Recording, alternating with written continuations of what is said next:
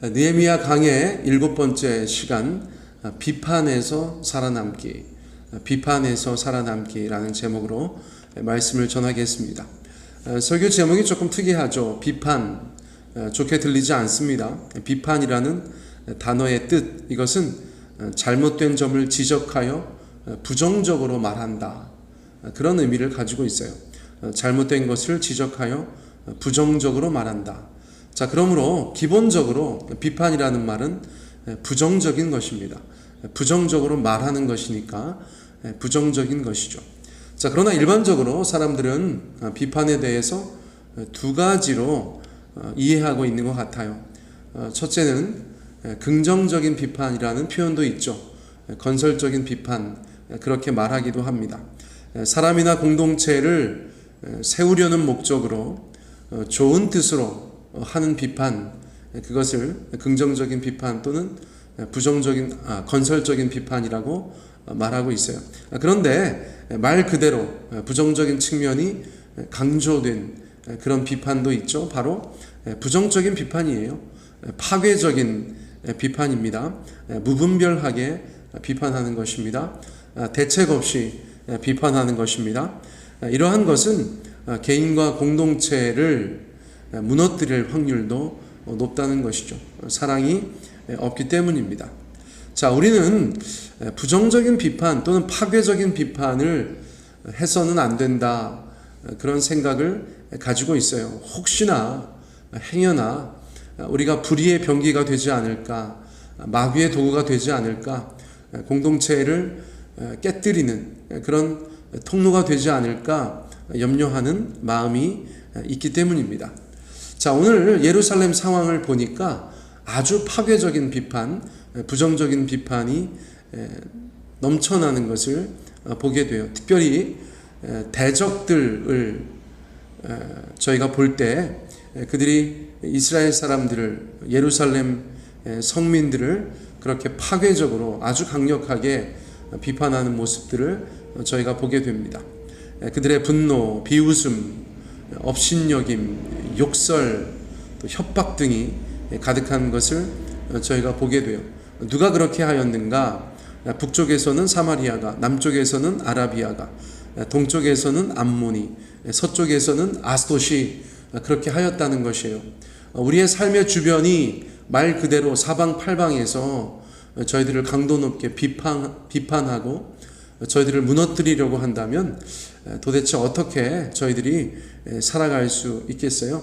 자, 그런데 그러한 파괴적인 비판 속에서도 느헤미야와 예루살렘 백성들이 보여주었던 놀라운 대처법이 있다는 것이죠. 이것을 성경적인 대처법이라고 할 때 저희가 그것을 알고 세상살이 가운데 적용한다면 저희 가운데 큰 지혜와 힘이 되는 줄 믿습니다.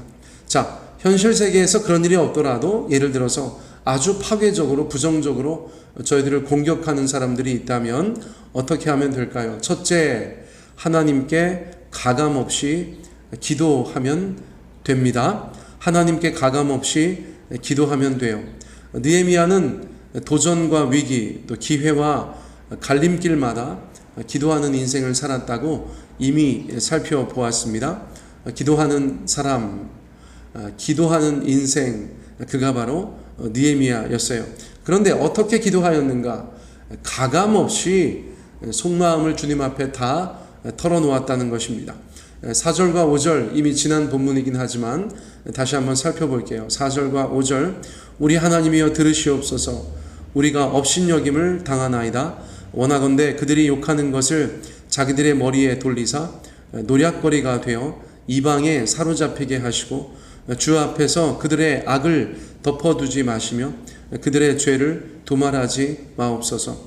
그들이 건축하는 자 앞에서 주를 노하시게 하였음이니이다 하고. 자, 4절과 5절 같은 기도를 저희가 탄원 기도라고 합니다. 더 강하게 얘기하면 저주 기도, 이렇게 표현하기도 해요. 자, 탄원 기도라고 할 때 탄원 기도가 무엇인가? 이것은 기도자가 그 안에 있는 모든 것을 하나님 앞에 가감없이 털어놓는 것이에요. 지금 4절과 5절에서도 뭐라고 얘기하였죠?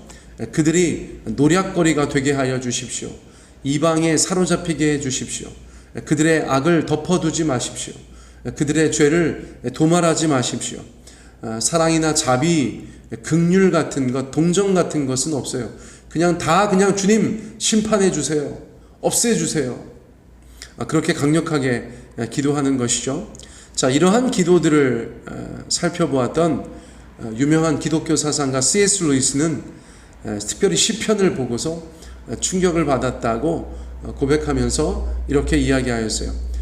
성경이 홀리 바이블인 줄 알았는데 호러 바이블이었다. 자, 이게 무슨 말입니까? 거룩한 성경인 줄 알았더니 아주 끔찍한 성경이었다. 그렇게 직역할 수가 있겠죠. 자, 성경은 이처럼 인간을 정확하게 묘사하고 있습니다. 그런데 더 감사한 것은 하나님께서 그런 인생들을 다 받아주신다는 것이에요. 자, 그렇다면 느헤미야가 했던 기도 또는 시편 많은 저자들이 했던 기도, 그 탄원 기도가 성경적인 근거가 있는가? 그냥 인간들이 자기의 속마음을 막 털어놓은 것을 잘못 적어놓은 것이 아닌가? 그렇게 생각할 수 있죠. 그런데 여러분, 성경적인 근거가 있다는 것입니다. 세 가지 정도 저희가 이야기할 수 있어요. 막 가감없이 다른 사람들 막 저주하는 듯한 그런 기도도 성경적인 근거가 있다는 것이에요. 자, 무엇일까요? 첫째, 원수 갚는 것은 하나님께 있다고 말씀하셨기 때문입니다. 자, 원수 갚는 것이 내게 있다. 하나님께서 그렇게 말씀해 주셨어요. 자, 시편의 저자들 또는 느헤미야는 멀쩡한 사람을 저주하거나 그들을 탄원한 것이 아니지요. 하나님의 대적들, 하나님의 백성을 대적하는 자들, 그들을 위해서 또 그들을 향하여서 그렇게 기도한 것입니다. 자, 그러므로 멀쩡하게 선하게 살아가는 사람을 저주하면 되겠어요? 그러나 하나님께서 말씀하신 대로 원수는 내가 갚겠다, 그렇게 말씀하셨기 때문에 원수들에 대해서 주님 원수 갚아주세요, 그렇게 기도하는 것은 성경적인 근거가 없지 않다, 그렇게 말씀드릴 수가 있겠어요. 자, 두 번째는 무엇이냐면 언약에 근거한 기도가 될 수 있다는 것입니다. 주님께서 뭐라고 하셨죠? 너를 축복하는 자를 내가 축복하고 너를 저주하는 자를 내가 저주하겠다, 그렇게 말씀하셨어요. 자, 그러므로 너를 저주하는 자를 내가 저주하겠다는 말씀, 그 언약의 말씀에도 탄원 기도 또는 저주 기도의 근거가 어느 정도는 있다라고 볼 수 있겠어요. 그리고 세 번째도 중요한데, 하나님의 뜻대로 처리해 달라는 것이지 반드시 내가 저주하고 내가 막 탄원하는 그대로 하나님께서 행해 달라, 그런 뜻은 아니라는 것입니다. 자, 무슨 말씀인지 아시겠죠? 자, 그러한 근거들을 가지고 탄원 기도는 가능한 것이다 라고 정리할 수 있겠어요. 자, 사랑하는 성도님들, 아주 그냥 선량하게 살아가는 사람들, 그들을 향하여서 탄원 기도, 저주 기도 하지는 마시고 하나님의 원수들, 또 참으로 주님 앞에서 바르게 살아가려고 하는 하나님의 백성을 대적하는 자들을 위해서는 그런 탄원 기도도 가능하다는 것이에요. 자, 가능하다는 것입니다. 자, 두 번째, 그들이 가감없이 하나님 앞에 기도한 것 다음으로 어떻게 대처하였습니까? 하던 일을 계속해서 열심히 하였다. 뭐라고요? 하던 일을 계속해서 열심히 하였다. 자, 일반적으로 파괴적인 비판 앞에서는 하던 일을 내려놓게 되죠. 누가 아주 그냥 거칠게 비판하고 욕하고 회방하고 중상모략하면 다 하기 싫어져요. 아유, 그만둬, 때려쳐, 그렇게 얘기할 수 있어요. 그렇게 행동할 수 있어요. 그런데 느헤미야와 예루살렘의 성민들은 어떻게 하였습니까? 더 열심히 성벽 재건을 하였다는 것이죠. 자, 파괴적인 비판의 부정적인 영향을 넘어섰다는 것이에요. 자, 예를 들어서 가장 위대한 일, 가장 놀라운 일, 가장 거룩한 일을 감당하셨던 예수님, 그를 비판하는 자들의 목소리에 예수님께서 인류 구원의 역사를 포기하셨다면, 내려놓으셨다면 어떻게 되겠어요? 저와 여러분은 구원받지 못하겠죠? 인류는 구원받지 못하겠죠? 다 지옥불에 떨어졌겠죠? 바로 그것입니다. 예수님은 정말 부정적인 말들을 많이 들으셨어요. 파괴적인 비판을 많이 받으셨어요. 자, 어떤 이야기들을 들으셨어요? 죄인들의 친구다. 당시로서는 아주 모멸감 넘치는 이야기였어요.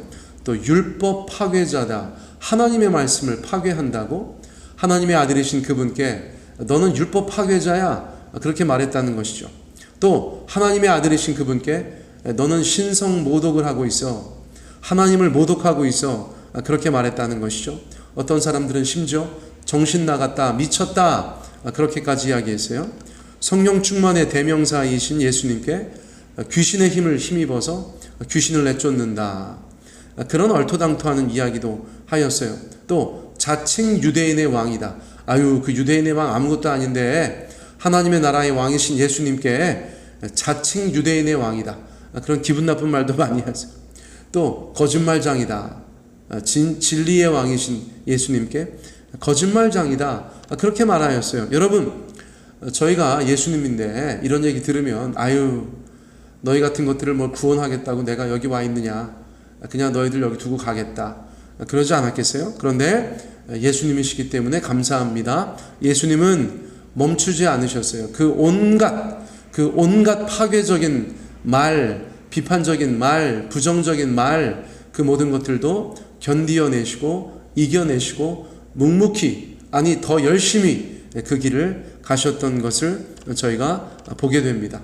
자, 그러므로 여러분들이 행하시는 일들이 선한 일이시면 그 모든 것들을 더욱더 묵묵히 열심히 계속해서 잘 감당하시기를 바라겠습니다. 갈라디아서 6장 9절 말씀에 그런 말씀이 있죠. 선을 행하되 낙심하지 말지니 피곤하지 아니하면 때가 이름에 거두리라. 선을 행하되 낙심하지 말지니 피곤하지 아니하면 때가 이름에 거두리라. 자, 영어 성경 보니까 피곤하지 아니하면 거기가 만약에 우리가 포기하지 않으면 이렇게 되어져 있어요. If we don't give up, 우리가 포기하지 않으면 때가 이름에 주님께서 열매 맺게 해주실 것이다. 그렇게 말씀하고 있습니다. 아이고 힘들죠? 아이고 피곤합니다. 아이고 충청도 말로 대간하고요. 경상도 말인가요? 됩니다. 그렇죠? 그런데 그럼에도 불구하고 우리가 감당하는 삶이 우리가 감당하는 사역이 그 모든 것들이 얼마나 귀하고 복된 것입니까? 의미 있는 것입니까? 무슨 일이 있어도 절대로 포기할 수 없는 것이죠. 저희가 주님 앞에 그렇게 나아가야 하는 줄 믿습니다. 그러므로 더 열심히 그 일을 감당하세요. 사랑하는 성도님들, 어떤 회방이 있더라도 어떤 난관이 있더라도 더 열심히 그 일을 감당하세요. 자, 영적으로 중요한 일일수록 방해가 많다는 것도 기억하셔야 합니다. 이것이야말로 영적인 원리예요. 심지어 세상에서도 호사다마라 하였어요. 좋은 일에는 마가 많다. 그렇죠. 영적으로 의미 있는 일일수록 마귀 역사가 많다. 저희가 그렇게도 이해할 수 있겠어요. 자, 세 번째, 그런 난관 속에서, 그런 비판 속에서 느헤미야와 예루살렘 성민들이 어떻게 대처하였습니까? 하나님을 기억하였습니다. 하나님을 기억하였어요. 자, 14절 말씀으로 가봅니다. 14절 말씀. 너희는 그들을 두려워하지 말고 지극히 크시고 두려우신 주를 기억하고 너희 형제와 자녀와 아내와 집을 위하여 싸우라 하였느니라. 너희 형제와 자녀와 아내와 집을 위하여 싸우라 하였느니라. 포기할 수 없는 싸움이에요. 이거 포기하면 다 죽는 거예요. 형제 자매들, 아내, 집, 자녀들 다 죽는 것이에요. 또다시 주저앉는 것이에요. 그러므로 결코 포기할 수 없죠. 앞서서 어떤 내용들이 있었습니까? 원수들이 연합하여서 예루살렘에 쳐들어가서 아주 그냥 싹 엎어버리자, 그런 이야기를 하는 것들이 들리는 것이죠. 그러니까 느헤미야가 칼과 창과 활을 들고서 그 공사를 계속해서 진행해 갔다고 말하는 것이에요. 그러면서 14절의 말을 한 것이죠. 두려워하지 말아라. 그리고 주를 기억하라. 하나님을 기억하는 것, 이것이 얼마나 중요합니까? 때로는 바쁘고 정신없어서 정말 혼이 쏙 빠져서 하나님을 기억하지 못할 때가 있는데 그때 누군가 우리에게 외치는 것이죠. 정신 차려. 하나님을 기억해. 하나님을 기억하고 싸워. 그리고 너희 형제와 자매와 아내와 집을 위해 싸워. 그렇게 얘기하면 정신이 번쩍 들겠죠. 정신이 번쩍 듭니다. 지금도 정신이 번쩍 드네요. 그렇죠? 자, 주님을 기억하는 거, 주님을 기억하는 거, 그것이 믿는 자들의 삶에는 너무나 중요하다는 것을 다시 한번 생각하는 것입니다. 보이는 세상에서 보이지 않는 하나님을 기억하는 것. 초대교회 성도들, 특별히 지하 세계, 지하 도시였던 카타쿰에서 그들이 신앙생활을 했다고 하지 않습니까? 정말 어마어마한 지하 도시가 형성되었었다. 그 속에서 엄청나게 많은 사람들이 하나님만 바라보며 살았다. 그렇게 이야기하는데, 그 카타쿰의 대표적인 메시지가 바로 주를 기억하라 였다는 것이죠. 그 지하 동굴 세계 곳곳에 주를 기억하라, 주를 기억하라, 그런 문구들이 적혀 있다는 것이에요. 주님을 기억하지 않으면 그 깜깜한 지하에서 소망 없이 살 수밖에 없으니까 주를 기억하라. 우리의 가정에서 주를 기억하라.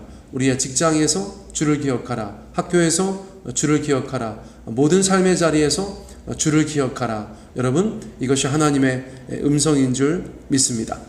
자, 결론적으로 말씀드릴게요. 여러분, 느헤미야와 그 백성들은 주님을 의지하여서 승리하고 있는 것이에요.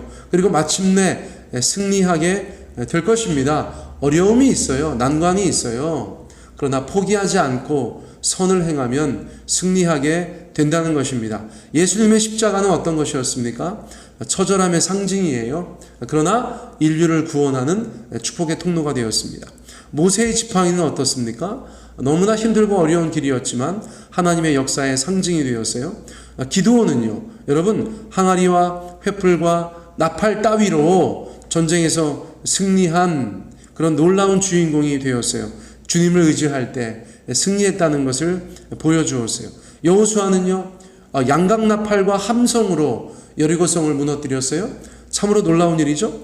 우리에게 키가 있는 것이 아니라 하나님께 키가 있다. 여러분, 그것을 보여준 사건이었어요. 다윗은 물맷돌 따위로 골리앗을 넘어뜨렸어요. 요셉은 노예였던 자리에서 총리가 되었어요. 여러분, 주 안에서 모든 하나님의 사람들은 이처럼 반전의 역사가 있는 삶을 살았다는 것이에요. 우리는 연약합니다. 우리는 부족합니다.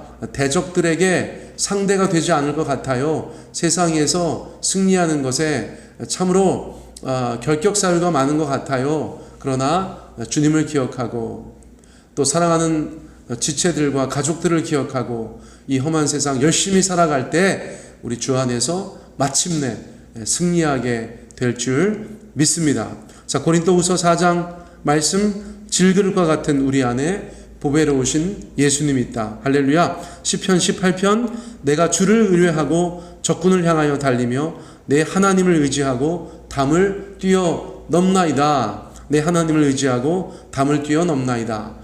이 두 구절 말씀 저희 마음 가운데 기억하면서 오늘 설교 마치도록 하겠습니다. 여러분, 오늘도 복된 하루 되십시오.